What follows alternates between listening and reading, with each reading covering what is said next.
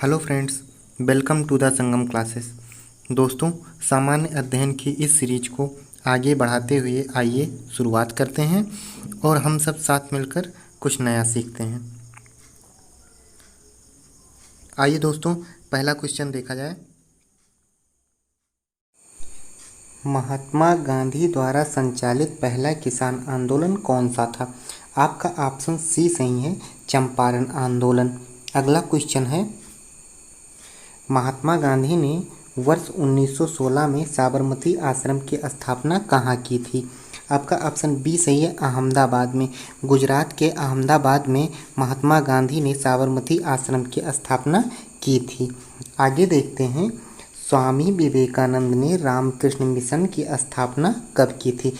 आपसे सन पूछा गया है। ऑप्शन सी सही है, 1897। 1897 में स्वामी विवेकानंद ने रामकृष्ण मिशन की स्थापना की थी। अगला क्वेश्चन देखते हैं। अगला क्वेश्चन है, सर्वप्रथम किसने स्वराज शब्द का प्रयोग किया था? ऑप्शन ये सही है, स्वामी दयानंद सरस्वती जी। स्वामी दयानंद सरस्वती जी ने सर्वप्रथम स्वराज शब्द का प्रयोग किया था। पूर्ण स्वराज की मांग कांग्रेस के किस अधिवेशन में की गई थी? आपका लाहौर अधिवेशन है। ऑप्शन डी सही है, लाहौर अधिवेशन। लाहौर अधिवेशन में पूर्ण स्वराज की मांग की गई थी। चौरी चौरा कांड की घटना कब घटित हुई? आपसे वर्ष पूछा गया है, किस वर्ष में चौरी चौरा कांड की घटना घटित हुई? ऑप्शन सी सही है, वर्ष 1922 1922 में गोरखपुर में चौरी चौरा एक स्थान है, वहाँ पर यह घटना हुई थी। अगला क्वेश्चन है, अगला क्वेश्चन देखते हैं, महात्मा गांधी द्वारा सविनय अवज्ञा आंदोलन का आरंभ कब किया गया? ऑप्शन ये सही है, आप लोग देख रहे होंगे, ऑप्शन ये 5 अप्रैल 1930 ईस्वी में सविनय अवज्ञा आंदोलन का प्रारंभ किया गया था। प्रथम गोलमेज सम्मेलन का आयोजन किस वर्ष किया गया? ऑप्शन ये सही है, वर्ष 1930 ईस्वी में। भारत तक समुद्री मार्ग की खोज किसके द्वारा की गई? तो यह पुर्तगालियों द्वारा की गई थी। भारत तक समुद्री मार्गों की खोज पुर्तगालियों द्वारा की गई थी।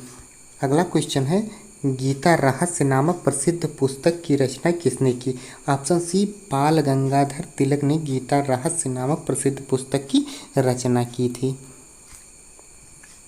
स्वराज हमारा जन्मसिद्ध अधिकार है किसके द्वारा कहा गया था?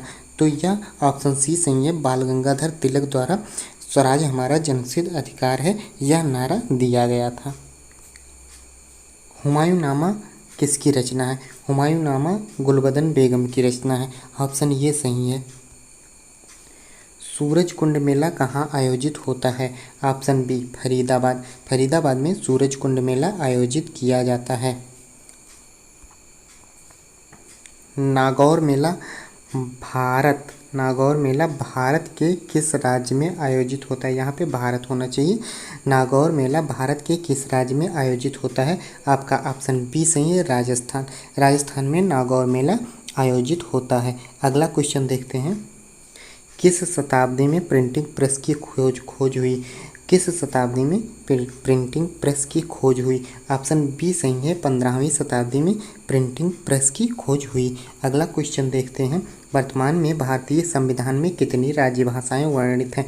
ऑप्शन बी सही है, 22 भाषाएं। वर्तमान में भारतीय संविधान में 22 भाषाएं वर्णित हैं। जल्दी आगे बढ़ते हैं और देखते हैं अगला क्वेश्चन कौन सा।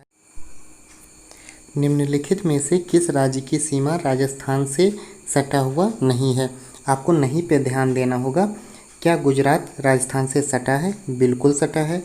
क्या उत्तर प्रदेश राजस्थान से सटा है? बिल्कुल सटा है। क्या हरियाणा राजस्थान से सटा है? बिल्कुल सटा है।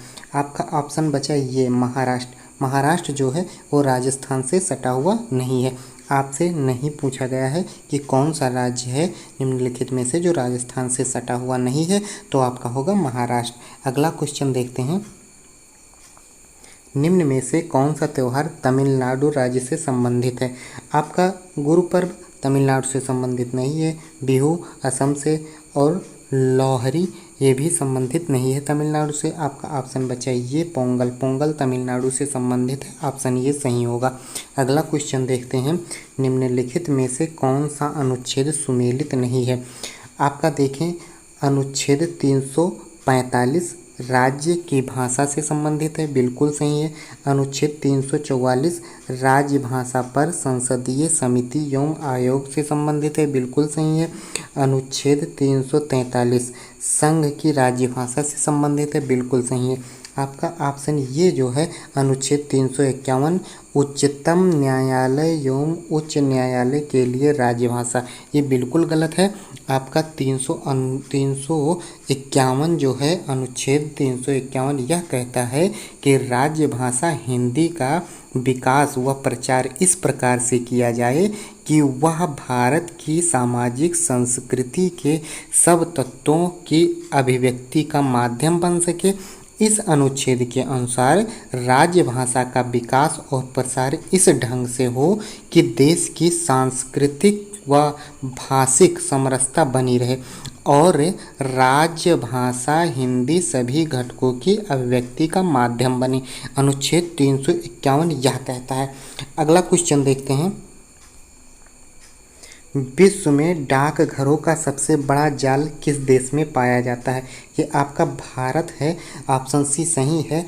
भारत जो है विश्व में डाकघरों का सबसे बड़ा जाल इसी में पाया जाता है। अगला क्वेश्चन है, भारत में डाकघरों की संख्या लगभग कितनी है। ऑप्शन बी सही है, लगभग 1.5 लाख। अगला क्वेश्चन देखते हैं, ग्रीन चैनल क्या है। ग्रीन चैनल एक डाक सेवा है, ऑप्शन ये सही है। अगला क्वेश्चन है, भारत में डाक सूचकांक प्रणाली की शुरुआत किस वर्ष की गई। ये 1972 में की गई, ऑप्शन सी सही है, 1972 में। अगला क्वेश्चन जो है, भारत को कितने डाक जोन में विभक्त किया गया है, सभी लोग जानते हैं, ऑप्शन सी सही है, 8 डाक जोन में भारत को विभक्त किया गया है। अगला क्वेश्चन देखते हैं, प्रसिद्ध विरूपाक्ष मंदिर कहाँ अवस्थित है। यह हम्पी में, ऑप्शन सी सही है। अगला क्वेश्चन है, भारत की जनता के संदर्भ में हिंदू शब्द का प्रथम बार प्रयोग किन लोगों ने किया था। ऑप्शन ये सही है, या अरबों ने किया था।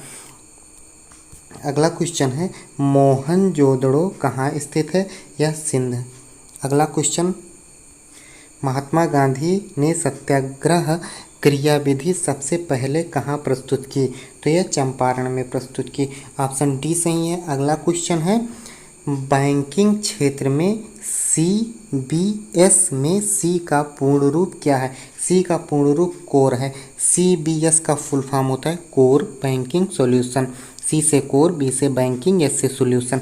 आप अगला क्वेश्चन देखते हैं, CAD का पूर्ण रूप क्या है। CAD का पूर्ण रूप ऑप्शन सी सही है, computer aided design, computer aided design. अगला क्वेश्चन देखते हैं, OMR का पूर्ण रूप क्या है। OMR का पूर्ण रूप ऑप्शन बी सही है, ऑप्टिकल मार्क रीडर।